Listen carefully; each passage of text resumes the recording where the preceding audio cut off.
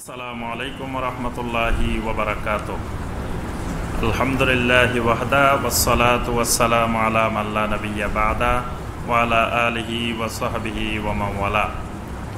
সম্মানিত দর্শক শ্রোতা ভাই ও বোনেরা, এই পবিত্র যুলহিজ্জা মাসে, অত্যন্ত মোবারকময় মাসে একটি গুরুত্বপূর্ণ মাসআলা আমরা আজকে আলোচনা করার জন্য আপনাদের সামনে হাজির হয়েছি। আশা করি এই মাসআলার মাধ্যমে আমরা আল্লাহর দ্বীন সম্পর্কে একটি গুরুত্বপূর্ণ বিষয় জানতে পারবো ইনশাআল্লাহ। আজকের আলোচনার বিষয়টি হলো কাইফিয়াতু তাকসিমে লাহমেল উদহিয়া ওয়া ইদ্দাখারুহু, কোরবানির পশুর গোশত বন্টন পদ্ধতি, এবং এটা কয়দিন রাখা যাবে, কয়দিন রাখা যাবে না, কয়দিন খাওয়া যাবে, কয়দিন খাওয়া যাবে না, বা গোশতটি কিভাবে বন্টন করতে হবে, শরীয়তের নীতিমালা কি, এটি জানা আমাদের খুবই জরুরি।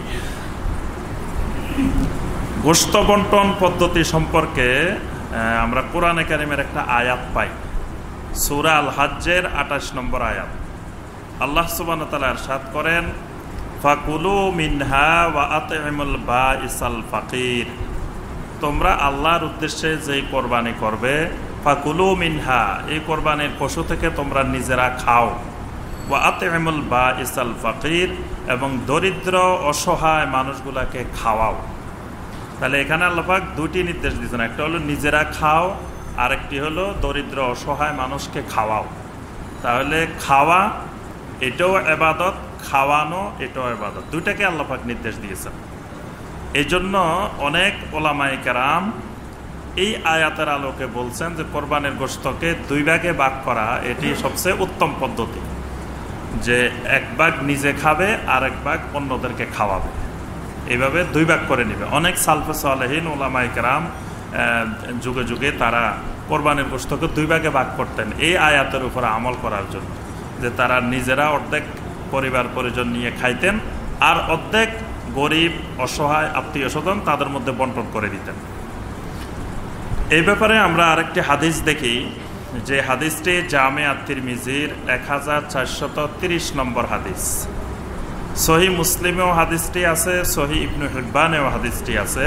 বুরায়দা রাদিয়াল্লাহু তাআলা আনহু থেকে বর্ণিত, নবী সাল্লাল্লাহু আলাইহি সাল্লাম বলেন, কুনতু নাহাইতুকুম আন লুহুমিল আদাহি ফাওকা সালাস, আমি তোমাদেরকে কোরবানির গোশত 3 দিনের বেশি রাখার ব্যাপারে নিষেধ করেছিলাম। লিয়াত্তাসিআ যুত্তাউলে আলা মান লা তাওলা লাহু, কিন্তু যে সময় নিষেধ করেছিলাম সে সময় অত্যন্ত অভাবের সময় ছিল, সে সময় মুসলমানেরা খুব কষ্টে দিন যাপন করছিল, এই জন্য তোমাদেরকে 3 দিনের বেশি রাখতে নিষেধ করেছিলাম। কিন্তু আল্লাহ পাক সেই অবস্থা এখন পরিবর্তন করে দিয়েছেন, এখন আর আমাদের মধ্যে সেই কঠিন পরিস্থিতি, দুর্ভিক্ষ, অভাব অনটন এখন আর নেই। ফাকুলু মা বাদা লাকুম ওয়া আতইমু ওয়াদ্দাখিরু, সুতরাং এখন তোমরা যা ইচ্ছা হয়, যা তোমাদের প্রয়োজন হয় তা খাও, অন্যকে খাওয়াও, আবার কিছু জমাও করে রাখো। তো এই হাদিসটি স্পষ্ট করে দিচ্ছে যে কোরবানির গোশত কয় ভাগে ভাগ করতে হবে এই ব্যাপারে ইসলাম কোনো সীমারেখা বাধ্যতামূলক করে নাই। ইসলামের নীতিমালা নবী সাল্লাল্লাহু আলাইহি ওয়াসাল্লাম এখানে স্পষ্ট করেছেন যে যতটুকু গোশত হবে ততটুকুর মধ্য থেকে নিজেও খাইতে হবে, তারপর আত্মীয় স্বজনকেও খাওয়াইতে হবে, তারপর প্রতিবেশী গরিবদেরকেও খাওয়াইতে হবে, আর ইচ্ছা করলে কিছু খাওয়ার জন্য জমা করেও রাখতে হবে। এবং নবী সাল্লাল্লাহু আলাইহি ওয়াসাল্লাম এখানে স্পষ্ট করে দিয়েছেন যে 3 দিনের বেশি আগে যে নিষেধ করা হয়েছিল সেটি বাধ্যতামূলক নয়, অর্থাৎ 3 দিনের বেশিও রাখা যাবে, এই ব্যাপারে কোনো অসুবিধা নেই।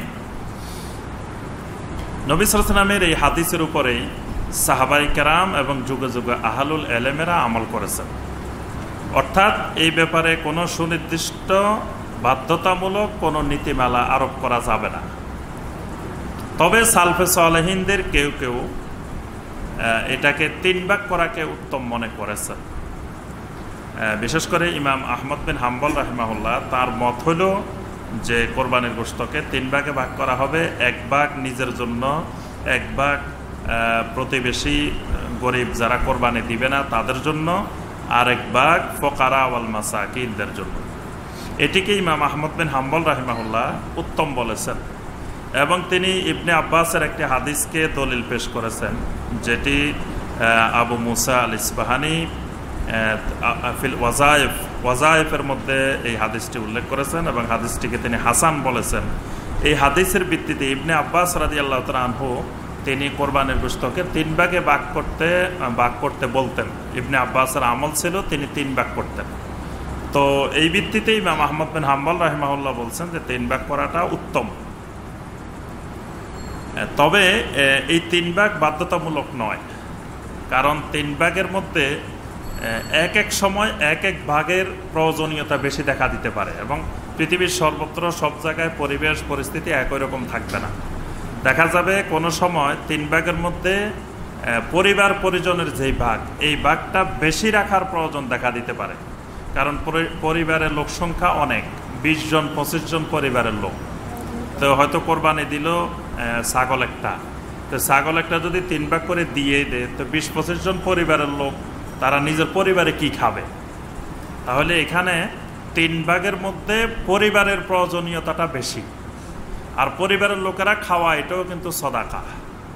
তাহলে পরিবার না খেয়ে 3 ভাগ করে দিয়ে দিতে হবে, ইসলাম এই জন্য সীমারেখা আরোপ করে না। এক্ষেত্রে 3 ভাগের মধ্যে বেশিরভাগ পরিবারের জন্য রাখবে, আর 2 ভাগ অল্প অল্প করে সদাকা করবে, আত্মীয় স্বজনকেও দিবে, তার প্রতিবেশীকেও দিবে, ফকির মিসকিনকে দিবে।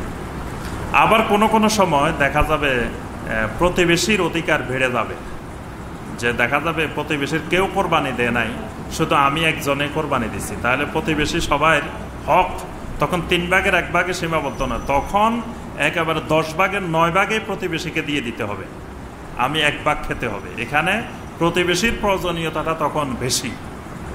আবার অনেক সময় দেখা যাবে আত্মীয় স্বজনের প্রয়োজনীয়তাটা বেড়ে যেতে পারে, যে আমার প্রতিবেশী, আমি যেখানে ঢাকা শহরে বসবাস করতেছি এখানে সবাই কোরবানি দিছে আশেপাশে, কিন্তু আমার আত্মীয় স্বজন যারা গ্রামে আছে গরিব, তারা হয়তো কোরবানি করতে পারে না, কেউ কোরবানি করে না, আমি একজনে করছি। তাহলে এখানে 3 ভাগ যথেষ্ট নয়, এখানে ওই আত্মীয়র হকটাই 10 ভাগের 9 ভাগ চলে যাবে ওই আত্মীয়তার হকের মধ্যে। এই জন্য ইসলাম এই ব্যাপারে কোনো বাধ্যবাধকতা আরোপ করে নাই, অর্থাৎ অবস্থার আলোকে, প্রয়োজনীয়তার আলোকে যেই অংশের চাহিদা বেশি সেই অংশে বেশি দিতে হবে। যেমন বর্তমানে বন্যার্ত এলাকা, বাংলাদেশের বিভিন্ন অঞ্চল এখন বন্যার পানিতে ডুবে আছে, অসংখ্য অসহায় দরিদ্র গরিব মানুষ ভাই বোনেরা কষ্ট করতেছেন। এখন আমরা এই কোরবানির গোশত যদি বড় বড় ফ্রিজ কিনি, এবং কোরবানি আসলে আমাদের ফ্রিজের অফার শুরু হয়ে যায়, এবং এই বছর বিশাল কত লক্ষ ফ্রিজ কিনে, আর ওই দিন দেখলাম যে পত্রিকায় যে এত লক্ষ ফ্রিজ এই বছর বিক্রি করার তারা টার্গেট নিয়েছেন। তাহলে কোরবানির সাথে ফ্রিজের একটা গভীর সম্পর্ক, কারণ হলো দীর্ঘদিন এটাকে জমা করে রাখতে হবে, এজন্য ফ্রিজের সম্পর্ক আসছে। তাহলে এই বছর কিন্তু বেশি জমা করে রাখা, ফ্রিজে রাখা যাবে না। এই বছর ওই 3 অংশের মধ্যে যে অসহায় মানুষের অংশটা বেড়ে যাবে, কারণ এই বছর অসংখ্য অসহায় ভাই বোন কষ্ট করতেছেন, তারা ঠিকমতো খাবার পানীয় এগুলো পাচ্ছেন না। তাহলে আমি কোরবানির গোশতগুলো নিজে অল্প রেখে আমি বেশিরভাগ ওই অসহায় মানুষের কাছে পৌঁছাই দেওয়া, এবং শুধু গোশত পাঠাই দিলাম, তো গোশত খেয়ে কি তাদের জীবন যাবে? পাশাপাশি চাউল ডাউল যা যা লাগে এগুলো সহ দিয়ে দিলাম, তাহলে অসহায় মানুষের সাহায্যও হলো, পাশাপাশি কোরবানির গোশতের বন্টনটাও ভালোভাবে হইল। এজন্য 3 ভাগের মধ্যে আমরা নিজেদেরকে সীমাবদ্ধ না রাখি, যে যেখানে যতটুকুর প্রয়োজনীয়তা বেশি। এই জন্যই হানাফি মাযহাবের ওলামায়ে কেরাম অনেক সুন্দর সমাধান দিয়েছেন এই ব্যাপারে। হানাফি মাযহাবের ওলামায়ে কেরাম বলছেন যে আন্নাহু ইয়াজুজু লিল মুদাহি আন ইয়াতাসাদ্দাকা বিমা ইয়াশাউ মিন উদিয়াতিহি কামা ইয়াজুজু লাহু আন ইয়াদাখারা মা ইয়াশাউ মিন হালি আয়ালি। হানাফি মাযহাবের ওলামায়ে কেরামের মত হলো যে কোরবানি দাতা ইচ্ছা করলে তার কোরবানির যা ইচ্ছা সদাকা করতে পারে, ইচ্ছা করলে যা ইচ্ছা তাই পরিবার পরিজনের জন্য জমা করে রাখতে পারে, অর্থাৎ এই ব্যাপারে কোনো নীতিমালা নাই। হানাফি মাযহাবে এই নীতিমালা 3 ভাগ 4 ভাগ 2 ভাগ নীতিমালারই বিরোধী। হানাফি মাযহাবের মত হইল সব ইচ্ছা করলে কোনো পরিবার জমা করে রাখতে পারে, ইচ্ছা করলে সব সদাকাও করে দিতে পারে, কোনো অসুবিধা নেই। অর্থাৎ যে সময়ে যেটার প্রয়োজনীয়তা বেশি সেই কাজটি করতে হবে। এবং ইমাম নববী রাহিমাহুল্লাহ বলছেন যে ইয়াজুজু আদ-দাখারুল আহমেল উদহিয়া, যে কোরবানির কিছু গোশত ইচ্ছা করলে যে সবার গরিবকে দিয়ে প্রতিবেশীকে দিয়ে ইচ্ছা করলে কিছু জমা করেও রাখতে পারে, এই ক্ষেত্রে শরীয়তের কোনো নিষেধাজ্ঞা নেই। আশা করি বিষয়টা আমরা সকলে বুঝতে পেরেছি। ওয়াবিল্লাহি তৌফিক ওয়া সাল্লাল্লাহু আলা নাবিয়্যিনা মুহাম্মদ ওয়া আলিহি ওয়া সাহবিহি ওয়া সাল্লাম। ওয়াসসালামু আলাইকুম ওয়া রাহমাতুল্লাহি ওয়া বারাকাতুহু।